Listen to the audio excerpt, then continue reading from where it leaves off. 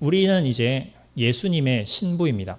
우리는 예수님에 의해서 택하심을 받았고 꺼내심을 받았고 그리고 그 거룩한 교회로서 연합되었습니다. 그 주님은 우리를 위해서 어떻게까지 하셨습니까? 그분은 우리를 구원하시기 위해 자신이 찢기시고 자신이 벌을 받으시고 자신이 지옥 형벌을 대신 흡수하시고 벌거벗김을 당하시고 죽기까지 하나님께 복종을 하셨고 그 결과 우리 성도들은 이 창기의 신분에서 거룩한 신부로 거듭나게 되는 그와 같은 은혜를 입게 되었습니다.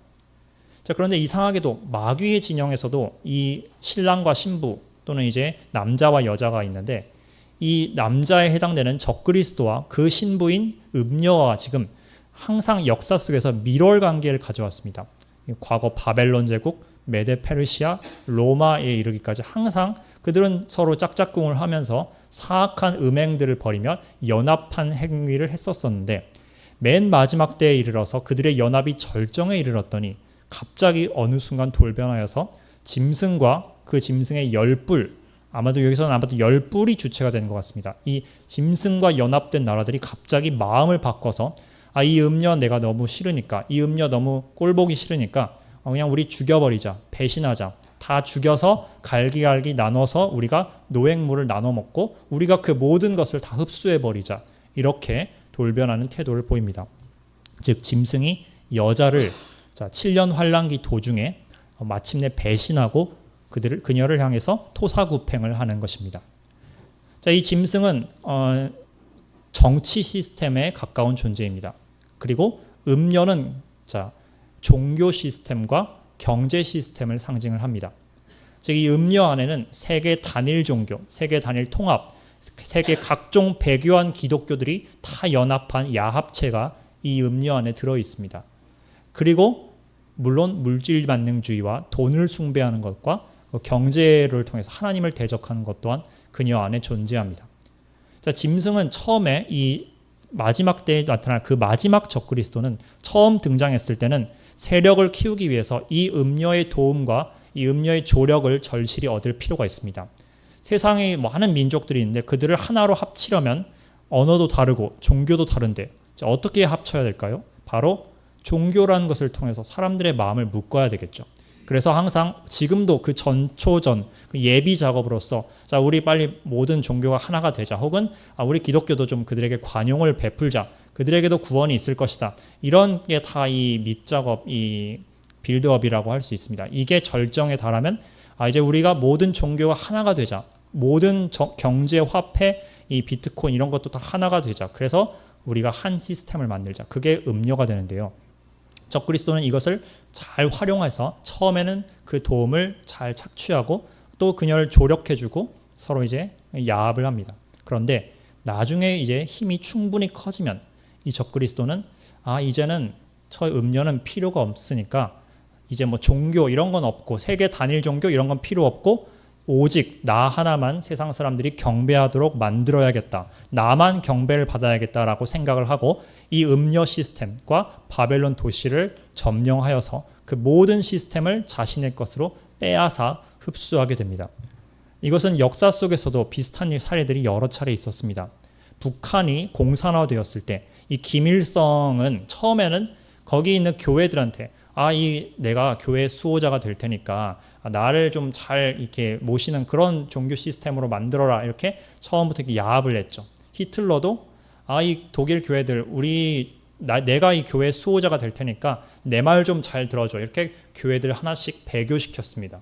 근데 배교를 하고 나니까 히틀러 이제 결정적인 순간에, 김일성이 결정적인 순간에 무엇을 했냐면 이 배교한 교회들 이제 필요 없네, 그들을 다 숙청하였던 것이 실제 역사이고 이 역사는 앞으로 마지막 때에도 반복될 것입니다. 놀라운 일입니다. 예수님께서는 우리를 위해서 대신, 신부를 위해서 대신 죽어주셨는데 이 짐승과 이 열뿔은 자기 신부를 직접 죽여서 벌거벗겨서 갈러 쪼개서 자기가 잡아먹습니다. 이것이 바로 사단과 하나님의 그 성품의 완전한 극명한 차이인 것입니다. 동시에 우리는 우리를 위해 죽으신 그리스도의 은혜가 얼마나 놀랍고 큰 것인지 다시 한번 더욱더 선명하게 알 수 있습니다. 그렇게 해서 이들은 세계를 집어삼키고 결국에 모든 종교를 자신의 것으로, 아니 이제 종교 없이 짐승만을 경배하고 마치 김일성을 경배하듯이 그런 시스템을 전 세계에 확립을 하게 될 것입니다. 그런데 오늘 제가 처음에 희망의 소식을 전하겠다고 분명히 선포를 했습니다. 이런 아무런 소식을 전하는 이유는 사실은 이 모든 것이 다 하나님의 계획에 의해서 성도들의 승리를 위한 것이기 때문입니다. 그래서 이제부터는 제가 13절부터 잠시 다시 읽도록 하겠습니다. 저희가 그 열불이 한 뜻을 갖고 자기 능력과 권세를 짐승에게 주더라. 그런데 이제 14절에 재밌는 일이 일어납니다. 저희가 어린 양으로 더불어 싸우려니와 어린 양은 만주의 주시오 만왕의 왕이시므로 저희를 이기실 터이요 또 그와 함께 있는 자들 바로 우리들입니다. 곧 부르심을 입고 택하심을 얻은 자들, 진실한 자 또는 다른 번역에 하면 신실한 자들은 이기리로다. 주님과 함께 성도들이 이길 것이라고 이 14절의 놀라운 말씀이 선포하고 있습니다. 여기에 대해서 제가 후반부에서 조금 더 깊이 여러 말씀들을 통해서 나눌 텐데, 그 전에 왜 하나님께서는 이 승리가 있기 전에 도저히 우리가 믿기 어려운, 정말 참기 어려운 악한 일들이 이 정치계에서, 경제계에서, 종교계에서 이런 악행들이 범람하고 더 흥왕하도록 왜 하나님이 허락하시는지 우리는 굉장히 궁금해하고 저도 궁금해할 때가 많고 괴로워할 때가 많습니다. 자, 그런데 이 16절부터 보시면 이 짐승이 음녀를 토사구팽한 내용이 나오죠. 근데 거기에 대해서 하나님께서 이렇게 코멘트를 다십니다. 내가 본 바 이 열불과 짐승이 음녀를 미워하여 망하게 하고 벌거벗게 하고 그 살을 먹고 불로 아주 사르리라. 앞서 말씀드린 내용입니다. 그런데 17절 하나님이 자기 뜻대로, 여기서 자기란 그 사람들 말하는 게 아니라 하나님을 말합니다. 자신의 뜻, 그분의 뜻대로. 그러니까 하나님이 하나님의 뜻대로 할 마음을 저희가 지금 누굽니까? 열불, 그 악당들입니다. 근데 악당들에게 하나님께서 하나님의 뜻대로 행할 마음을 주신다고 말씀을 하십니다. 그래서 한 뜻을 이루게 하시고 저희 나라를 그 짐승에게 주게 하시되 하나님의 말씀이 응하기까지 하심이니라. 놀랍게도 이 악한 일들이 절정을 이루는 게 사실은 다 하나님의 계획대로 되어가고 있는 것이라는 뜻입니다. 자, 이 일이 예수님의 재림 전에도 일어나지만 예수님의 초림 때에도 이런 일이 일어났습니다. 그래서 잠깐 사도행전 말씀을 보겠습니다. 사도행전 4장 말씀입니다. 자, 베드로와 4장의 27절인데요. 찾을 때까지 제가 좀 설명을 드리겠습니다. 베드로와 이 성도들이, 그 초대교회 사도들이 매를 맞고 와서 그들이 슬퍼하는 게 아니라 우리가 하나님을 찬양합시다. 우리가 이제 드디어 하나님의 뜻대로 고난받는 자들이 되었어요. 근데 그가 왜 기뻐했느냐면 27절에 이런 깨달음을 얻었기 때문입니다. 4장 27절 사도행전 과연 헤롯과 본디오 빌라도는 이방인과 이스라엘 백성과 합동하여 하나님의 기름 부으신 거룩한 종 예수를 거스려, 그런데 28절에 하나님의 권능과 뜻대로 이루려고 예정하신 그것을 행하려고 이 성에 모였나이다. 방금 요한계시록이랑 뭔가 좀 비슷한 느낌이 들지 않습니까? 자, 분명 예수님을 거스려서 대적해서 한 뜻이 됐는데 사실은 그게 하나님의 권능과 하나님의 뜻을 이루려고 지금 예정된 걸 그들이 자신도 모르는 사이 꼭두각시가 되어서 행하고 있었다는 것입니다. 물론 다 자기 자유의지로 하는 악행입니다. 하나님이 이들을 악하게 만들지 않았습니다. 스스로 한 죄값이고 다 나중에 자신이 지옥에서 다 죄값을 받게 될 것입니다. 그런데 이것들도 전부 다 합력하였더니 더 큰 선을 이루게 되는데 그게 다 하나님의 손바닥 안에서 이루어진 계획이라는 것입니다. 무슨 계획입니까? 바로 예수님을 십자가에서 매달아서 우리의 모든 죄값을 그분께 다 전가시키고 부활하심으로 말미암아 사단의 권세를 완전히 깨트리시고 이제 영원한 승리를 위한 그 값을 다 얻으신 그때가 바로 그 초림 사건이었죠. 이것도 다 마귀들의 그 악한 계획들마저 주님의 다 계획 안에서 조종되어서 그들의 자유의지는 그대로 내버려둔 채 맘대로 활보하게 하였으나 주님의 섭리 안에서 오히려 더 큰 위대한 하나님의 계획을 이루었던 것입니다. 이 일은 재림 때도 마찬가지입니다. 열불이 세상에 힘을 얻게 될 것입니다. 적그리스도가 권능을 얻게 될 것이고, 그리고 사단이 그 안에 엄청난 힘을 부어줄 것이고, 음녀가 흥왕하여서 가장 강대한 음녀가 되었다가 그 음녀마저 짐승에게 잡아먹혀서 죽임을 당하게 될 것입니다. 그런데 이 일 가운데 하나님의 계획들이 이루어집니다. 자, 먼저 교회가 온전케 되어서 주님께 이제 신부로 휴거됩니다. 많은 성도들이 환란기 때 구원받습니다. 그리고 이스라엘이 거룩하게 되고 죄에서 돌이켜서 마침내 하나님의 백성으로 돌아오는 일이 벌어지게 되는데, 그것도 이 고난을 통해서 이루어지게 됩니다. 그뿐만 아니라 이제 이 음녀, 악행하던 음녀는 어떻게 됩니까? 하나님께서 짐승과 그 열부를 도구로 삼아서 그들을 심판하십니다. 하나님은 항상 악한 자를 심판할 때 더 악한 자를 도구로 쓰셔서 심판하시는 것을 자주 행하십니다. 그 뒤에 남은 이 짐승과 열불은 그 다음에 어떻게 됩니까? 그 자들은 예수님에 의해서 직접 처단되어서 완전히 멸망하고 영원히 이제 패망하여서 성도들은 승리를 얻게 되는 것입니다. 그래서 이 흐름은 우리가 소망을 갖고 살아야 하는 이유입니다. 악한 일들이 벌어지는 이유, 왜 이런 일들을 하나님이 이토록 오랫동안 허락하시는가? 그건 다 사실 주님의 계획을 이뤄가는 그 과정인데, 우리는 이 작은 시간 속에 사는 동안에는 이게 왜 그런지 답답하고 알지 못하고 슬퍼하고 또 눈물을 많이 흘립니다. 그래서 믿음의 눈으로 우리가 하나님의 그 크신 계획을 바라볼 줄 알아야 합니다. 그래서 오늘 말씀이 이제 핵심인 14절에 대해서 제가 조금 더 말씀을 드립니다. 어린 양 예수 그리스도께서, 그분께서 만왕의 왕이시며 만주의 주이십니다. 그 이름 그대로 이제 19장에서 재림하시는 모습을 보이는데, 이 예수님께서는 첫째, 모든 왕들의 왕이며 모든 주인이라 불리는 자들 위에 군림하시는 주님이십니다. 심지어 이 땅에 있는 왕들뿐만 아니라 저 하늘에 있는 천사들, 악한 권세들, 악한 권세와 정사들, 그리고 나중에 새하늘과 새 땅이 임할 때 우리 다스릴 성도들, 왕으로서의 성도들, 그들 모두를 포함해서 그분의 절대 주권 안에 쥐고 계신 분이 바로 누구십니까? 바로 예수 그리스도이십니다. 그 사실은 이전에도 변함이 없고 지금도 동일하고 나중에도 영원토록 동일한 일인 것입니다. 그래서 이 짐승이 아무리 권능을 바라고 날뛰어도 결국에는 예수님에 의해서 그분의 계획만 이루고 그분의 모든 완벽한 계획만 성경 말씀 하나하나 다 성취하게 만드는 도구가 되고, 그 다음에는 주님의 심판으로 그리고 우리 성도들의 구원으로 이어지게 되는 것입니다.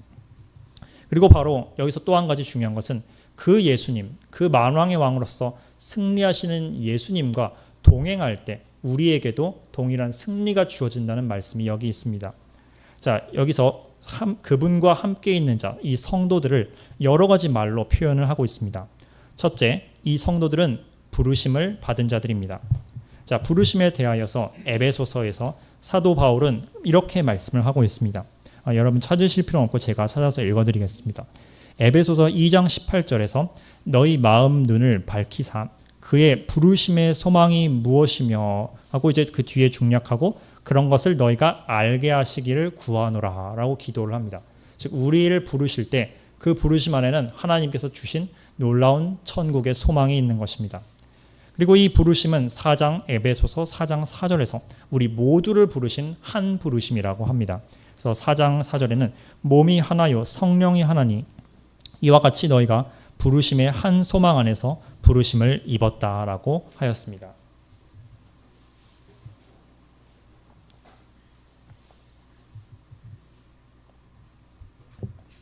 네, 이 부르심은 단순한 이 청하는 것, 단순한 일반적인 부르심과는 조금 구분이 됩니다. 예수님께서는 모든 사람들을 복음을 통해서 부르셨습니다. 그래서 믿는 자건 믿지 않는 자건 이 세상 열방에 복음의 음성이 들리게 함으로써 그들이 하나님께 돌아오라라는 청함을 받게 하였습니다. 그런데 청함을 받았다고 해서 모두가 택함을 받은 것은 아닙니다. 그래서 마태복음에서도 청함을 받은 자들은 많되 택함을 입은 자들은 적다라고 하였습니다. 그런데 이 부르심, 여기서 말한 이 부르심은 단순한 일반적인 차원의 복음 전도의 부르심뿐만 아니라 그걸 포함해서 성도들의 안에서 성령님께서 너희가 예수 그리스도께 돌아오고 나에게 하나님 아버지께 돌아와야 된다. 이 역사하심, 성령의 부르심이 포함되어 있습니다. 그래서 이 부르심을 마음에 받은 자들은 이 소망 안에서 예수 그리스도께 거듭나고 이제 부활하여서 그 영이 부활하여서 주님 안에서 소망 안에서 동행하게 되는 것입니다. 그리고 이 하나님의 부르심 이전에 이 요한계시록 17장에서 그 다음 이 성도들에게는 이런 특징이 있었다고 합니다. 그것은 바로 개역 한글에서는 빼내심을 얻고라고 하였고요. 개역 개정에서는 택하심, 선택하심을 입었다라고 하였습니다. 마찬가지로 이 성도들의 중요한 특징은 그들이 창세전부터 하나님에 의해서 택함을 받은 자들이라는 것입니다. 에베소서 1장에서도 이 택하심에 대해서 이렇게 말씀을 하셨죠. 1장 4절에 곧 창세전에 그리스도 안에서 우리를 택하사 우리로 사랑 안에서 그 앞에 거룩하고 흠이 없게 하시려고 그 기쁘신 뜻대로 우리를 예정하사 예수 그리스도로 말미암아 자기의 아들들이 되게 하셨다라고 하셨습니다. 예수님께서 하나님 아버지와 예수님과 성령님께서 영원 전부터 그 시간을 초월해서 우리를 아시고 우리를 예정하시고 그리고 우리를 때가 되었을 때 우리를 복음으로 부르시고 성령의 역사를 통하여서 우리가 복음을 믿고 주님께 돌아오도록 부르심을 주었습니다. 택하심을 입고 그 다음에 부르심을 입었습니다. 자, 그럼 그 다음 단계가 무엇이냐면 요한계시록 17장에서는 이런 사람들이 바로 성도들이다라고 말합니다. 바로 진실한 자, 신실한 자들입니다. 이 신실함이란 주님을 향한 그 믿음을 끝까지 인내하면서 굳게 붙드는 자들, 이런 자들을 우리는 진실한 자라고 합니다. 이것은 우리가 어떤 끝까지 계속 해내는 것이 구원의 조건이다라는 뜻이 아니라 참으로 구원받은 자들의 특징이 무엇이냐면 어떠한 일이 있어도 끝까지 진실하게 신실하게 믿음을 지키는 자들이 거듭난 자들의 아주 중요한 특징이다라는 것을 말해주고 있는 것입니다. 여기에 대해서 이 승리, 우리는 이 담임 목사님 말씀을 통해서도 승리의 확신에 대해서 공부를 했었습니다. 이 승리의 확신이 오늘 이 본문 말씀에도 그대로 여과 없이 잘 나타나고 있습니다. 승리의 확신과 관련된 말씀 가운데 오늘 같이 한번 로마서 8장 말씀을 함께 찾아보기를 원합니다. 로마서 8장 31절의 말씀입니다.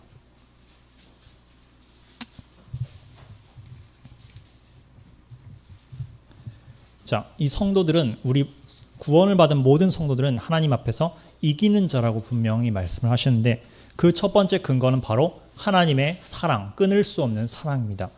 자, 로마서 8장 31절부터 제가 봉독을 하면 그런즉 이 일에 대하여 우리가 무슨 말하리요?